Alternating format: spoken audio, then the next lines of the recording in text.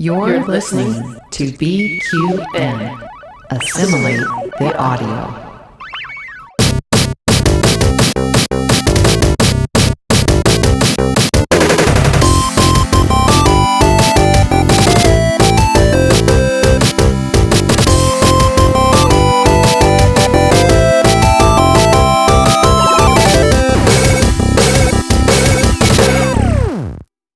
Hi, I'm Mitch. And I'm Davey. And we are the Bargain Bin Gamers.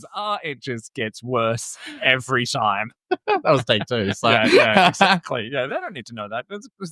Don't look behind the curtain, all right? There's nothing going on here. This is the podcast, YouTube show, and Twitch stream where we play the cheapest and not always shittest games out there. So you don't have to. Or, you know, in this case, maybe you do want to. Yeah, in fact, more and more we're thinking that you might want to. Yeah, we're going to change that. Yeah, exactly. I really don't like this intro anymore. And hopefully we find a few hidden gems along the way. Yeah, and I'm surprised you can remember the script. What time did you get home and go to bed last night? We don't need to talk about that. I actually technically went home at an appropriate hour because we had daylight savings and it went back 1 hour. Oh, so you mean you got to someone else's home at an appropriate hour? No, I attended my home with someone, but technically I left at 4, but it was technically 3 o'clock. So, okay, yeah, fair enough. Well, look, well done for being here. I'm proud of you. You too. Yeah, okay. You had a lot on last night. I did. You want to know what I did last night? Well, this one was out till 3 a.m. I laid on my couch under the doona with my dog and my fiance sampling wedding cake. And that's what happens when you get to 40. 41. My apologies. I was trying to young you down, but anyway. It was good wedding cake. You had a bit of that this morning. It was actually delicious. Really good for a hangover. So. Yeah. Except I had it after having a big Greek lunch, and I remember whatever the last slice was, I was so over eating cake that I'm like, whatever this flavor is, I hate it and I don't want it at my wedding. Not happening. No. Look, anyway, before we begin, we would just like to give a big shout out to all of our BQN Podcast Network patrons, especially to this show's associate producer, Sam Johnson. Thank you so much, Sam, and all of our network patrons for your continued financial support of the network. You will never hear an ad on any of our podcasts because our wonderful network patrons help keep it free for you. Mm-hmm. You can subscribe for as little as $1 a month, by the way. $1 if you are in the USD, about $2 if you are in the AUD. $3.50 if you include the tariff. Yeah, exactly. We're going to persist with that joke, are we? Yes, we will continue. Okay, we'll continue with that joke. Great. So excited about that. But yes, you can head over to patreon.com/BQN. To find out more. We've been posting lots of fun stuff over on the BQN Patreon page, haven't we? Anything to do with us is always fun. I hope you know. I think it's just us at the moment. Everyone's like, who are these We're guys? keeping the lights on. We are keeping the lights on. Well, hey, how's your week been in general? Week's been pretty good. Pretty busy. Work. Weekend's been super busy, very social. Had a nice little night out last night. Just been keeping out of trouble. And then I was in trouble last night. So. You were in trouble. How was your week? My week was good. I've been sick. Yeah, you were sick. Yeah, Anthony and I both got sick. Well, Anthony first, then, as a primary school teacher, brought home whatever germs those kids have and gave it to me. So then I was sort of sick towards the tail end of the week. But, I think I'm okay now. Hopefully you're so skinny now as well. Oh. Well, thanks for telling everyone what I had. Guess you're all playing at home. Deary me. We're just letting it all out here on the Bargain Bin Gamers today. No, it was good though. It gave me a good opportunity. I've been playing Xenoblade Chronicles X, the definitive edition on the Switch, which is a very deep, involved RPG, and obviously gave me lots of time to geek out over all the Switch 2 announcements that happened this week. Yeah, speaking of, that's actually what I did during the week. I've been hustling to see if someone will buy me a Switch 2. Is that what you were doing till 3 a.m. last night? No, I wish. I was just doing that for free like an idiot. Yeah. Anyway, let's not get into the controversy of the Switch 2 and its pricing right now because we have got something really, really special today. We've got a special guest. Very special guest. We've got a special guest. Who's our special guest? It's the fantastic gaming poet, Gaming poet. There you go. I don't know, poet gamer. Poet gamer. Well, perhaps we'll ask. We have a very special guest on today, Rae White, who is a fantastic author, poet, game developer, an all-round icon. And zinester, and I want to find out what that is. Yeah, that's something I don't even know. So I'm excited to figure that out. Oh, look, let's bring them in because I can see them absolutely losing it in the StreamYard waiting room. Hey, Rae, how are you? Hello. It's so good to be here. You had to sit there and suffer in silence through that. I did warn you before we hit record. Very true. It was relatable content. I feel like last night I was the person like in bed, not trying wedding cake, but just like, chilling. And I'm just like, yeah, this is 39. Just being real tired. Yeah. Trust me, at 41, I can tell you it doesn't get much better. It's okay. 27, I'm borderline at that point as well. Like, I'm ready to start, like, hiding in bed. He says that, though, Rae, but, like, he messages me this morning knowing that we had the podcast on, and I was like, oh, are you okay? And he's like, oh, just a small one. I got home at 3 a.m. And I'm like, are you for real? Like, and I'm fine. I'm fresh to daisy. A small one is like in bed by 9. Yeah. Like, a small one for me was having wedding cake under the doona with the dog. One glass of red, and you're like, oh my God. Right. Well, it's a pleasure to have you with us. So I'm just I've got a little bit of your bio here because you've done quite a lot. So you're and taking this from your itch page, right? So Rae White is the non-binary transgender writer, educator, and zine maker. Now, is it zine or zine? Zine. Okay. Zine. Yeah, short for magazine. Yep. There we go. I was figuring out something right. with that. Poet, you've got 2 poetry collections. You've got Milk Teeth, and you've also got Exactly As I Am, which I have a copy of here. Thank you, St Kilda Library. Milk Teeth has won awards, the 2017 Arts Queensland Thomas Shapcott Poetry Prize. Poetry prizes and literary awards never have short titles. By the way. I think that might be the nature of the beast of being a poetry award. Right. And was also shortlisted. You got to. Exactly. But was also shortlisted for the 2019 Victorian Premier's Literary Award and commended in the 2018 Anne Elder Award. Wow. And then your second poetry collection, Exactly As I Am, from 2022. I must admit, I've read a bit of it, 2022. There's a feeling of some of this was written during COVID. Oh. I literally, I think like during COVID, I like lockdown, I was like, well, I'm bored. And I like wrote 2 books. And I was like, what am I going to do with this? I was so bored. And then I was like, who wants this? Yeah, there are some interesting time capsule pieces in there. There was one, I cannot quite remember the name of it, but I was like, this literally sounds like buying a pot plant at Bunnings during lockdown. Yes. You know which one I'm talking about? Yeah. I know the exact one, yes, because I think that references like an Eagles song, and we had to make sure that it didn't reference it's the QR code one. I think it's called QR code. That's it, Well, that's very of the time. I was like, right? What's a QR code now? Like, Well, at least I don't have to check into buildings anymore. They had their moment. And look, and that collection has done really, really well as well, as you were obviously aware, but for our listeners and viewers. So that was also shortlisted in 2023 for the Prime Minister's Literary Award. Really, really cool. And the Judith Wright Calente Award in the Queensland Literary Awards.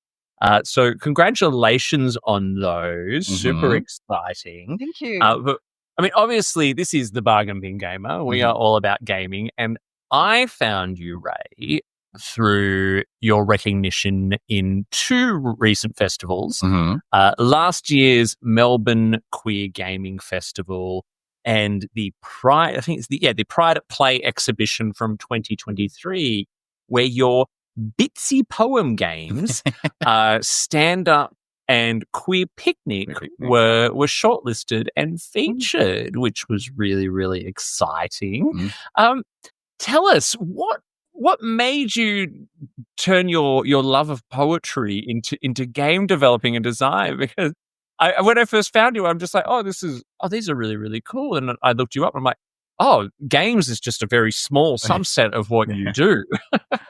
Yeah, I think once again, I think it stemmed from lockdown. Like there was these online workshops you could do in Bitsy and Twine, and I was like, oh yeah, I'll have a go. Yeah, I was like, why not? I'm extremely bored and underemployed. So yeah, I kind of decided to write some poetry and then kind of put that in a different space than like on the page or the stage, and yeah, that included Bitsy, and I think Bitsy is one of the ones that I really love to play around with because I feel like I discover something new each time, and it was really kind of interesting to map a story and a poem to. And yeah, since then I've done like a lot of game jams and that kind of thing because it almost feels like when I write something, whether it be like a poem or a book, like a full book or something, or a zine or a game or something, like I don't know, it's all part of the same thing. I feel like it's all poetry at the end of the day. You mentioned that you use the Bitsy engine. Now, I came across that. It's a free engine on itch. Is that right? Yes. It's on itch, and I think you can. It's in browser as well if you don't want to download it from memory. And yeah, it's so incredibly easy to use, and you can just kind of like mess around with it. And to be honest, you can't really break it. It's such a sweet little style. Like it feels, because it's like that 8-bit kind of style. You feel like you're making kind of like a Tamagotchi or a Stardew, doing Stardew Valley or something. Like it's really cute. Exactly it's that. adorable. When I was playing the games, I was like, it's giving like Tamagotchi meets like Duck Hunt almost, or like something like very like cute and pixely. It was such a unique style, which lend itself very, I guess, very well to like the kind of story that was being told in those. With those, to delve into them a little bit, the story behind those games, are they taken from real life? Are they a little bit of fiction? Like, how did they come about?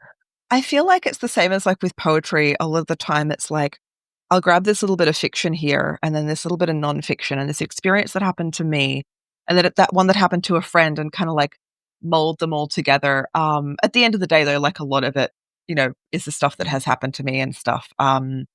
Yeah, because stand up is like going through kind of like the trans medicalization and like the system that we kind of find ourselves in terms of trans healthcare, and then the how incredible gender euphoria is, and actually being the person that you're meant to be. So it kind of, I always try to have my poem games, having like a kind of euphoric, joyous, positive kind of energy at the end.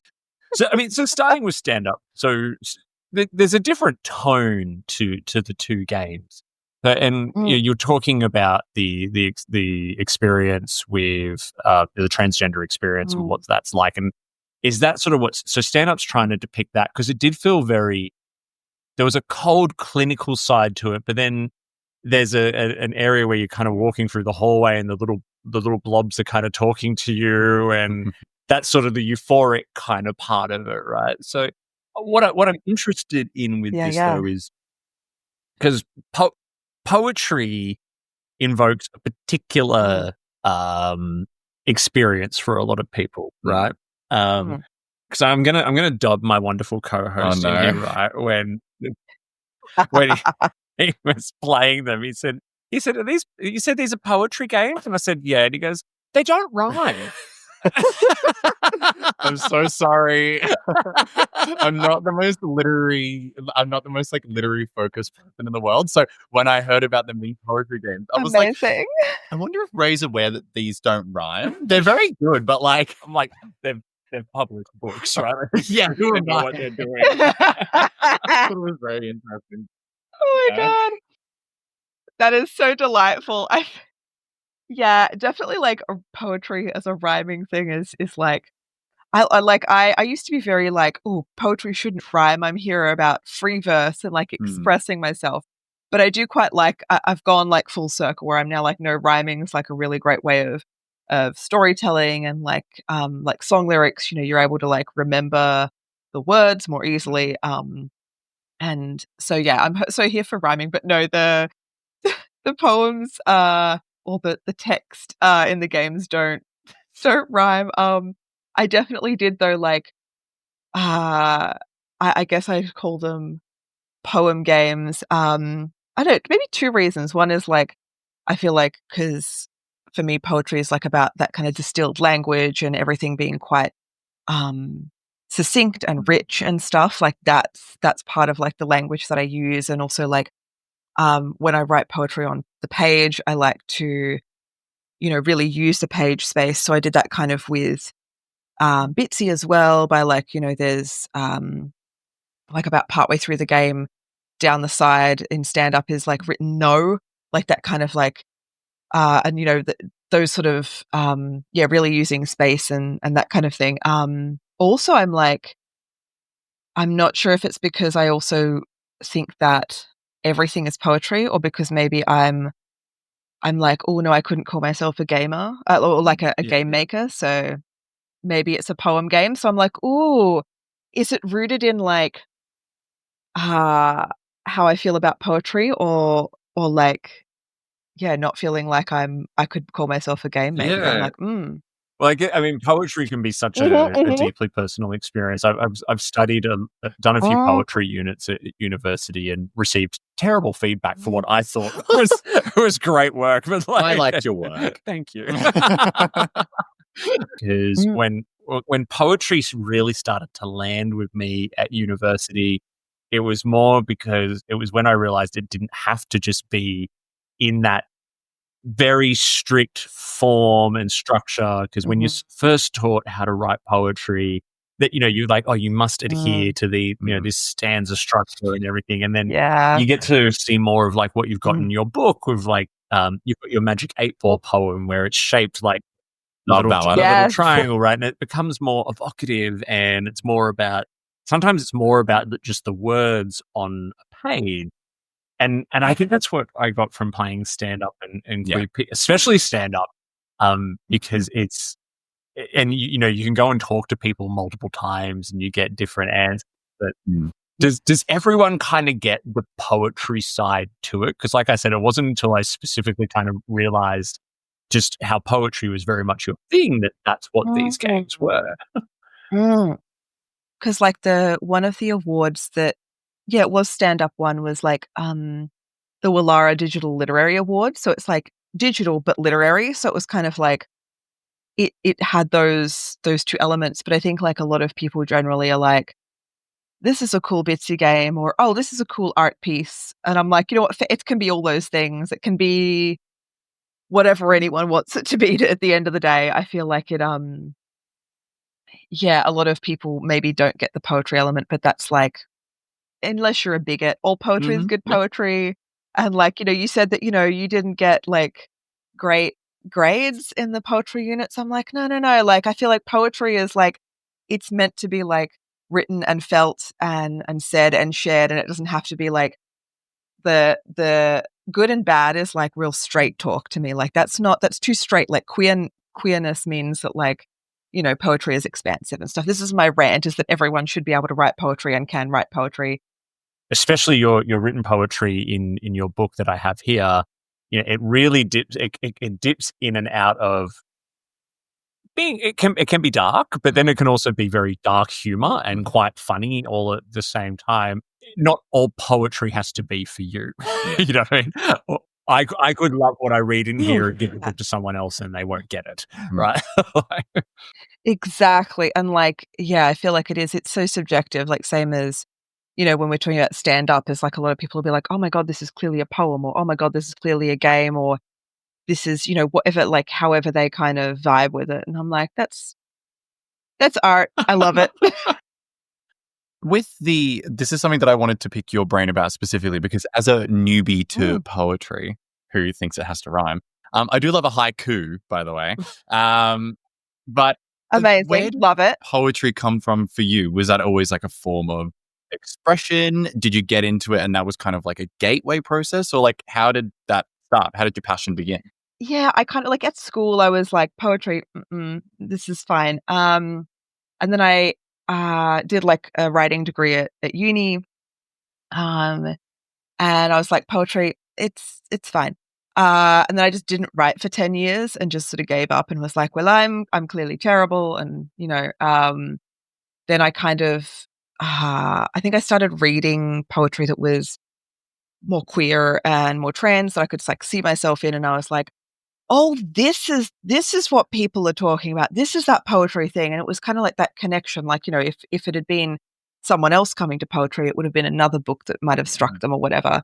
And so I was sort of got back into things and thought, well, I'll start writing. And yeah, just kind of smashed out a book. I feel like the 10 years I was coming out of my cage and I was like writing poetry. I was just like, yes, like I'm out of the closet. Let's go. Let's go. Like obviously with your writing, it's obviously got like a massive queer lens. It obviously talks about like the trans experience. Did doing the poetry for you like assist you in that process of discovering your queerness and things like that? Like at the time of like starting to write poetry that ended up being in like my first book, I was super queer and like super non-binary, but there was this kind of like I was still in like work mode, like super capitalist kind of agenda vibes, and I was in a job that I enjoyed, but it wasn't poetry, and then I was made redundant, and so it was kind of like it catapulted my writing and kind of my identity into a totally different sphere. So I was suddenly, I could express myself more because I was unemployed or underemployed. I felt like I could be more myself. And so it just kind of reinforced what I already knew, which was that I was, super queer and trans, and also, I guess a poet at that stage. Like, but it definitely did. Like, I think writing poetry is like,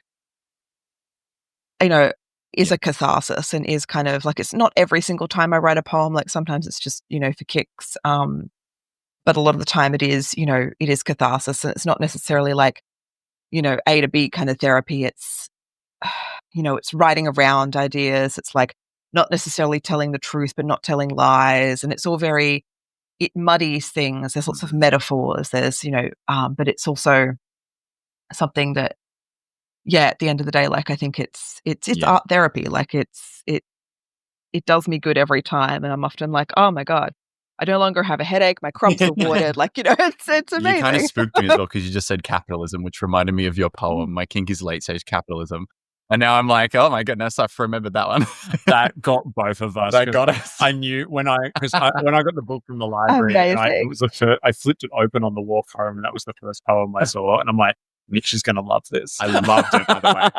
That's my kind of poetry. Amazing. See, that's, like, right? Like, that's the thing. It's like, poetry can be like so kind of, I don't know, say stiff and boring, but like, it can be, not for everyone. Moving on to your second game. Well, I don't know if it's your second game, but it was the second bitsy game that got featured, which is how I found you through the Melbourne Queer Gaming Festival, which is Queer Picnic, which actually I played quite a while ago, and I think I actually reached out to you some time ago to do this interview, and we've finally got in contact. But tell us a bit about Queer Picnic and how that came to be. And you mentioned already there was a bit of inspiration behind just a lot of the queer people where you live just like to go on picnics. But what's the inspiration there? What's the poem behind that? Yeah, I think definitely Queenslanders love a picnic. Love that for them. I do enjoy a picnic. Not all the time. But yeah, like I definitely wanted to sort of invoke that kind of feeling, and also that, enthusiasm for when you like see a queer event, like, come up online or something, or a friend tells you about it and you're like, oh, am I queer enough? Is this for me? Like, is this okay? And then you go and you meet people and you're like, oh my God, these are my people. Or they might not be my people necessarily, but I've met two people who I'm going to hang out with more, and then I'm going to find even more queer people and just kind of that, that excitement of like finding community and almost that like Mhm. relief. Because I know that, yeah, like when I was younger, I just didn't, well, I assumed it was just me. And like I couldn't find any queers in books or on TV or whatever. Now I feel like with, the internet and like, phones and stuff, like everyone, or a lot of young people are able to find themselves, I guess maybe more easily. I don't know, they have more access to stuff. But like I still love that, yeah, idea of like harnessing that kind of apprehension and enthusiasm and excitement that you feel like finally meeting your community where you're like, "Oh, is this it? Yeah. This is it." It's starting to dawn on me what poems are instead of just rhyming. It's expression and it's fluidity in words, and like it is Yes. art therapy, like you said, and it kind of resonated me there because I got it. I get art. Look at me go. Yeah, right? No, I love that, and I think that that's, like, often when people are like, "Oh, yeah, I hate this piece of art," or whatever, and I'm like, "Oh, I mean, Yeah. maybe it's just not for you." Like, I read a lot of poetry and, like, play a lot of games where I'm like, "This is not my vibe." Love that for you. Go off. Um, Yeah. I'm out. I mean, I love stuff like this that encapsulates a very specific part of queer life and the Mhm. queer experience, because you're as a character, you go into the shops, you're like, oh, I'm going to this picnic, and what do I take, and am I going to be like there? And you get there, The and you orange find juice is so heavy. you find everyone's really different, but also there's the shared experience, and everyone's really cool and every friendly, and Mhm. I think even as like gay men, that kind of spoke to us too, because I think sometimes when you go to a gay event, like there is a pressure to be a certain way and be a particular type of gay person. I know I don't know if you felt this, but we recently started going monthly to a group called the Melbourne Gamers, spelled Gaymer. So it's a group up of tabletop and board games and video games. And we met the guys who run it, here on this podcast. But I remember the first time we went, we were just sort of like, oh, are we going to fit in? Like, are we, you know what I mean? Like, Yeah. are we going to be okay? We got there and we were welcoming, Right. and we went and played werewolves and had the best time. So what's some of the Exactly. other reactions that you've received to some of the interactive work that you've done? Pretty positive, like, to be honest. I think a lot of people, yeah, like, are enthusiastic about it, and, like, yeah, there's also, like, a lot of lovely comments, and, like, direct messages and stuff that I've received where people have been like, "Oh, this was really beautiful," and, like, not necessarily, like, solved all their problems, but they were like, "This was really beautiful, and thank you," or, "Oh, my favorite is when people are like, oh, this has inspired me to go, teach myself bitsy," or whatever, and I'm like, "Good, amazing. Mm-hmm. I love that." So no, I think that the reactions have been really lovely. I think I've had some negative ones, but I just usually delete those comments. So I do that on our YouTube page all the time. Yeah. We had someone who jumped in and went on the attack because we interviewed someone called Mo last week who developed a game called Queer Quest, which was in the same festival as yours. And someone straight away, like, first comment, I was like, no, go away. Go away. Nice comments only, please. Only praise. I will not have Oh, any exactly. criticism. Exactly, honestly, because, like, there's so many spaces where you can't curate that. So I was interested to know, though, are you actually a gamer?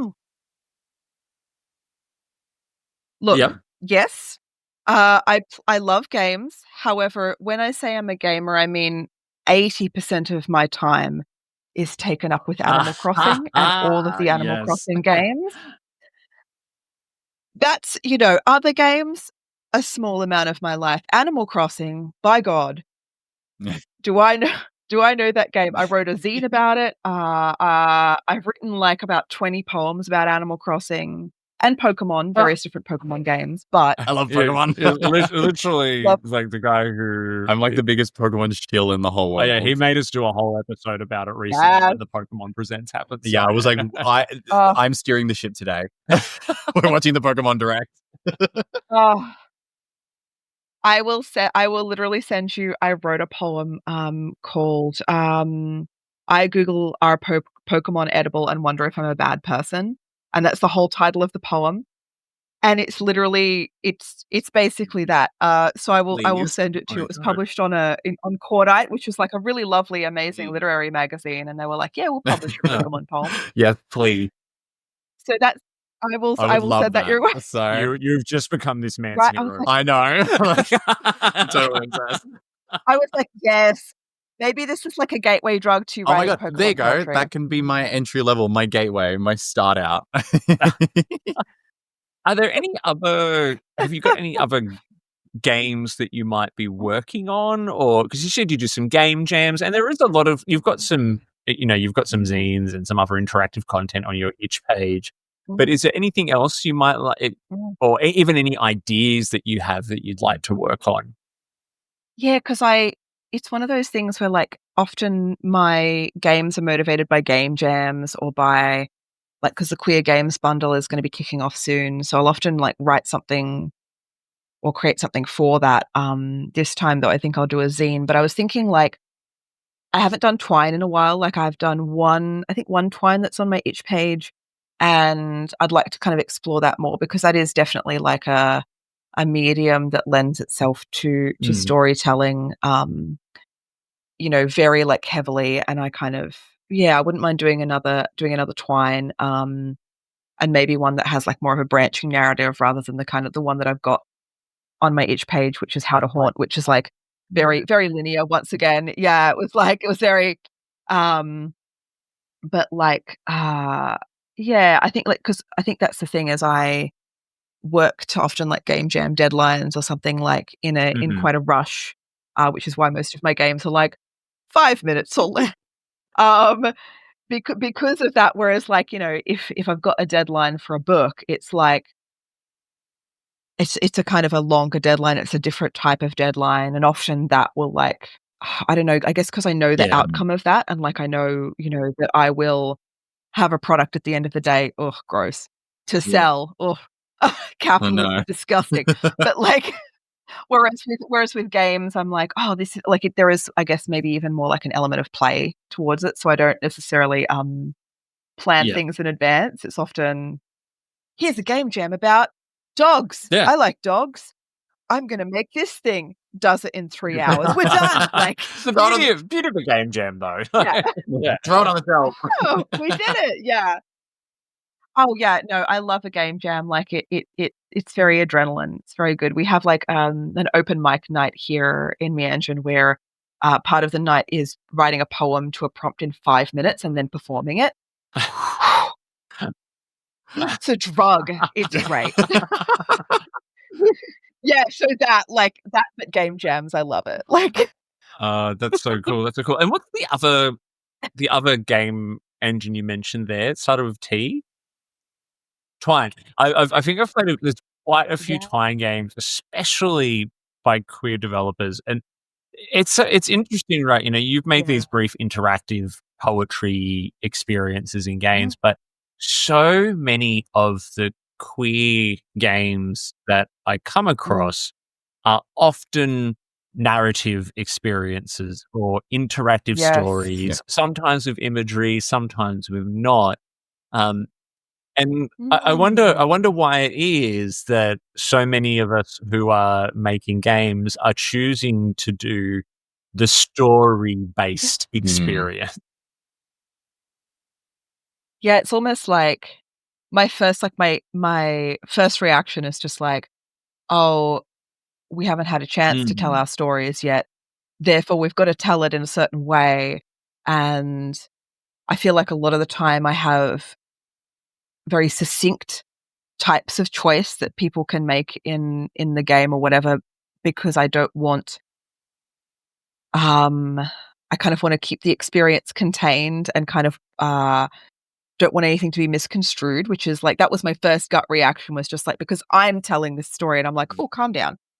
There's been a lot more, genuine queer stories told through TV and film in the last 10 or 20 years, but especially when it's a big Hollywood production or something, there's always something a little dramatized about it, or something that's just like, you're playing into a cliche here.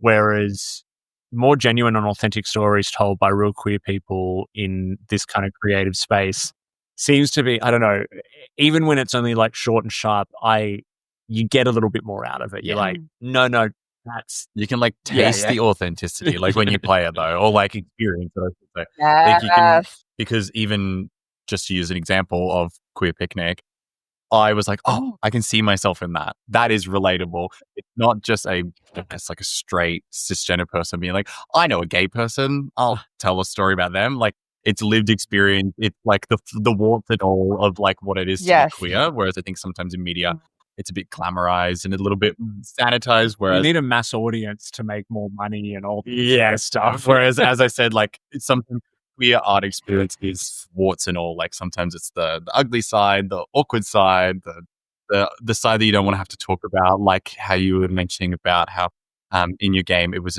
in stand up about like the dissonance between like gender identity and things like that. Straight people aren't going to write that. I'm going to write that. They don't know. Nor are they going to get it. Nor will they get it. So, yeah. Yes. Yeah, no, I think that's really interesting. It's a tough subject to bring up, but because you are taking it from a personal lens, it's aiding other people. And I saw all the comments under that game where people are like, oh, finally, like I can see myself being represented. I can see these things. And that's where like it circles back to one of the things I said before, where it must be great as an artist to realize that your art has impacted people. So it's honestly wild, but it's also like part of me is like I'm being perceived. What? Thank you and goodbye. Like it is both humbling and horrifying in equal measure. It is certainly very good though to see it emerging more, and as our show has moved more into this space with meeting people like yourself and some of the other queer devs that we've met in recent weeks, there's this real thriving underground scene in this space. And I like it. Like I like that it's, you know what I mean? We're trying to showcase it a bit more, but I also kind of feel like it's going back to the days of like underground lesbian comic books and stuff like that. It's yes, it's a bit punk. Well, I mean that's right. Well, I mean that's how zines started. Was like, you know, zines, you know, were like very. I think they started even before, like in like the 1920s or something. But like probably even before that, who knows? Like, you know, queer marginalized history being erased and all that. But like, you know, that kind of underground vibe and those kind of short, sharp games that are, you know, like as we say, like own voices is so key because, you know, I feel like a lot of the time, as you said, like the sanitized version is the one that is sort of is more marketable, and like if you're just kind of playing around with Bitsy in your bedroom and having a nice time, you're not thinking about marketing. You're thinking about, you know, what do I want to say? How do I want to say it? And who's this for kind of thing. But in like a, I don't know, very gay way. Always make it gay. Always make it. Always, I was like, it could always be gayer. Like, and you've been dabbling in some other stuff recently. So I have another recently published item of yours right here. So for those listening to the audio podcast, this is All the Colors of the Rainbow, which is a picture book, which when I went to St Kilda Library and said, I would like this book, please, they said, oh, it's a children's book. You know that, right? I'm like, yes, I do know that. Thank you. I'm interviewing the author and I would like to borrow it, please. So tell us a little bit about All the Colors of the Rainbow. It's so cute. It's so cute. That's so delightful. I would have been like, yes, and I will tell you though, Rae, the person knew where it was because it had been read at story time that morning. Oh my God, that's so cute. Not joking. That she was like, oh no, we had that at story time this morning. I'll go. I know exactly where that is. Yeah, that's so cute. honestly, reading to kids has been one of the most delightful parts of the process of like, like with poetry readings, it's kind of, like you're on a stage, it's happening, there's adults, it's great, there's lights. Whereas with kids, it's like, one kid's crying, another kid's like, throwing up in a corner or something. You've got 5 kids staring at you like this, like, my God, why have they got pink hair? And it's like, it's a whole new experience. No, honestly, kids are delightful. That's so beautiful. Oh my God. Yeah, it came about like, I wanted to write something for kids, and I kind of my brain was like, well, it's just kind of like a long poem, which it is, but like harder. It's more difficult, I think, to write for kids. And then I sent like the book. Like I kind of had an idea for the manuscript through like obviously like I went to Pride. I saw my beautiful friends and their rainbow families, and I went, oh. So it was very definitely very, I was very inspired and was like, oh, I really want to, to write for these, beautiful friends who, have now like all been able to buy the book for their kids, which is really sweet. But yeah, and then like once I sort of got the manuscript done, sent it to my agent, and she hooked me up with Sean Dantes, who is like this incredible illustrator, and we collaborated on the project together, and it's just beautiful. Like she had the exact same vision as me, and yeah, now it's a book that like, there's bookshop windows have like the displays of it, and like it's in regular like QBD and Demics and stuff, and I'm like, what? I'm being perceived again. How? And They're it sounds adorable. like kids are loving it though, because I can imagine, because it's always, I think kids can surprise you so much if you put content like this in front of them, they'll just get it. Because I think more and more kids these days are breaking free of the whole like, boys must like cars and playing in the mud, and girls need to like Barbies and so on and so forth. Yeah. It's like I want, my Barbies in the mud and my cars in the mall. I don't know, but like, but honestly though, I do agree, and like I think like we didn't go with like having the word gender in the text at all. It was kind of all very metaphorical and like very giving I guess, kids like a coloring palette, like so that they could color their own rainbows, as it were, like rather than it being something where it was like, here's gender and here's what we think about gender. So yeah, definitely like meeting them at their kind of level of like flexibility, and kind of, their brains are still developing, and like giving them these, ideas and concepts now is like really, really helpful, I think. So, but yeah, kids are loving it. It's very sweet. Like, I've met a lot of kids who get it gifted to them and just go, and like immediately put it in their mouth, which I assume is baby for this is great. Well, Rae, where can people continue to follow your journey? How can they continue to support you, see what else you've got going on? I've always got 20 million things going on. My website is raywhite.net, and I've got all the social media pretty much, I think. And I've got, what else have I got? I've got an itch as well, as we've talked about. Yeah, honestly, most stuff is on my website.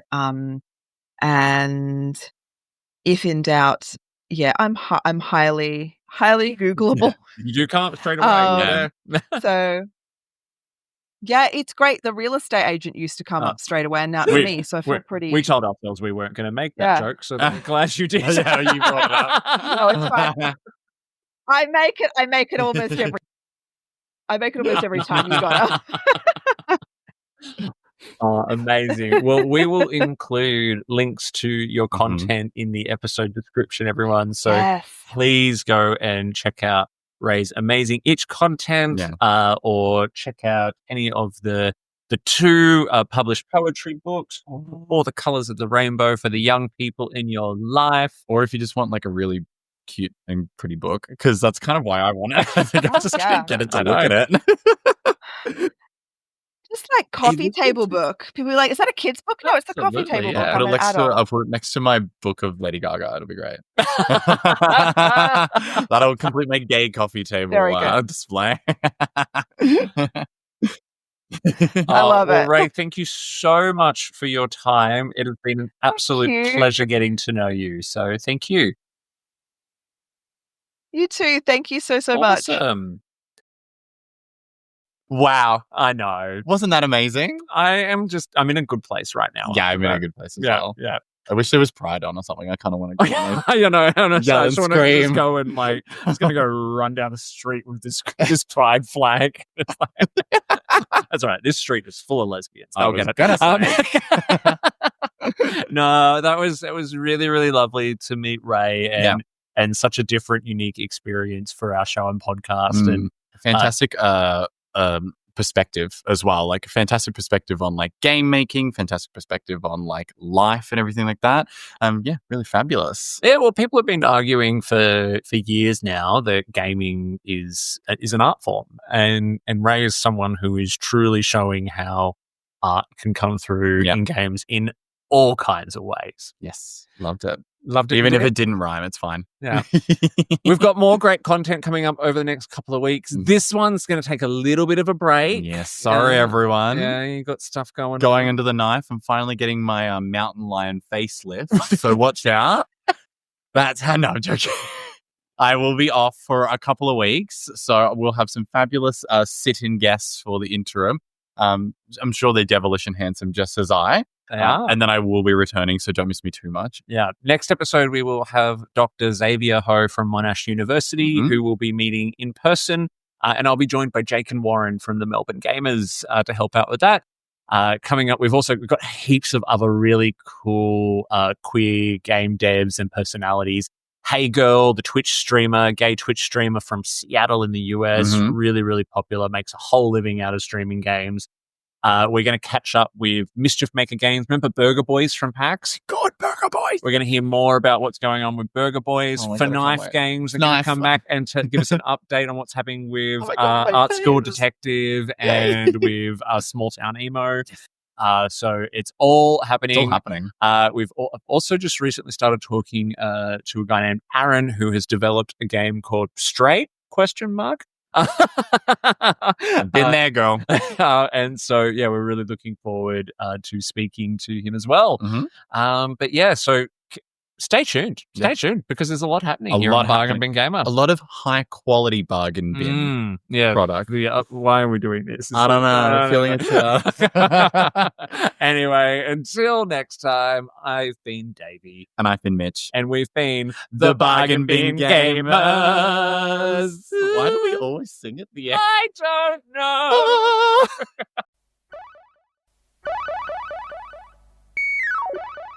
If you enjoyed this episode, make sure you give it a big thumbs up on YouTube or follow the podcast wherever you get your podcast from and leave us a 5-star review. Be sure to follow us on Instagram and Blue Sky and follow along on our live Twitch streams. You can also continue the conversation in our BQN podcast Discord by clicking the link in the episode description. Don't forget that the Bargain Bin Gamer is part of a larger network of podcasts called the BQN. You can support this and other BQN programs by becoming a patron over at patreon.com/BQN.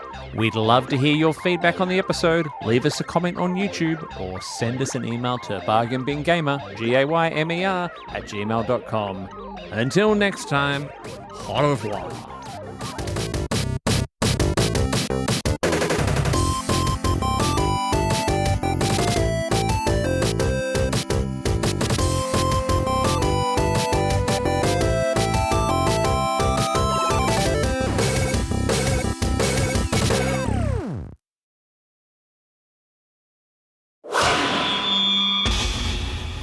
Double T Media.